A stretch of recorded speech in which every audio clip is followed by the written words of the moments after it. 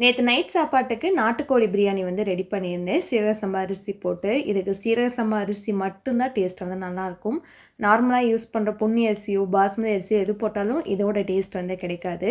Recipe already சேனல்ல share பண்ணியிருக்கேன். Channel name கீழ இருக்க இந்த ரிலேட்டட் வீடியோல குடுக்குறேன். தேவைப்பட்டா வந்து செக் பண்ணி பாருங்க. சாட்டர்டே நைட் பார்த்தீங்கன்னா, மாதேஸ்வரம் மலை போயிருந்தோம். எதுக்காகன்னா, தங்கத்தேர் பார்க்கறக்காக. அதனால அப்பா, அம்மாவையும் வர சொல்லியிருந்தேன். 2 பேருமே வந்திருந்தாங்க.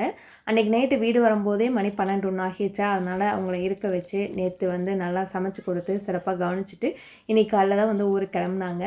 கல்யாணம் ஆகி 7th இயர் வந்து நடந்துட்டுருக்கு. இன்னுமே வந்து அப்பா அம்மா ஊரில் இருந்துட்டு கிளம்புனாங்கன்னு வைங்களேன், ஒரு 2 நாளைக்கு ஒரு தனிமை, ஒரு ஏக்கம் வந்து ஒரு மனசில் ஓரமாக இருந்துகிட்டே இருக்கும். என் வேலை பாட்டுக்கு என் வேலை ஓடிட்டே தான் இருக்கும். இருந்தாலும் ஒரு பக்கம் வந்து ஏதோ வந்து யோசிச்சுட்டு ரொம்ப வந்து ஒரு மாதிரி கவலையாக இருக்க மாதிரி ஒரு ஃபீல் இருக்கும். ஒரு 2 நாள் போனால் தான் எனக்கு அது வந்து சரியாகும். அப்புறம் இன்னொரு விஷயம் பார்த்தீங்கன்னா, நம்ம பொண்ணுங்க எல்லாருமே பிஃபோர் மேரேஜ் அப்பாட்ட ரொம்ப செல்லமாக அட்டாச்சாக இருப்போம்.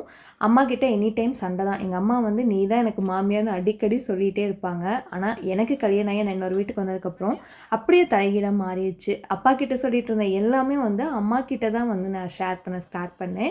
நானே ஒரு நாள் யோசிச்சிருக்கேன், அப்படியே எல்லாம் மாறிடுச்சுல அப்படின்னு. நீங்களும் என்ன மாதிரி யோசிச்சிருக்கீங்களா அப்படிங்கிறத வந்து மறக்காமல் கமெண்ட்டில் வந்து ஷேர் பண்ணுங்கள். அப்படியே பிரியாணி சூப்பராக ரெடியாக இருந்தது. ஃபேமிலியோடு என்ஜாய் பண்ணி சாப்பிட்டோம்.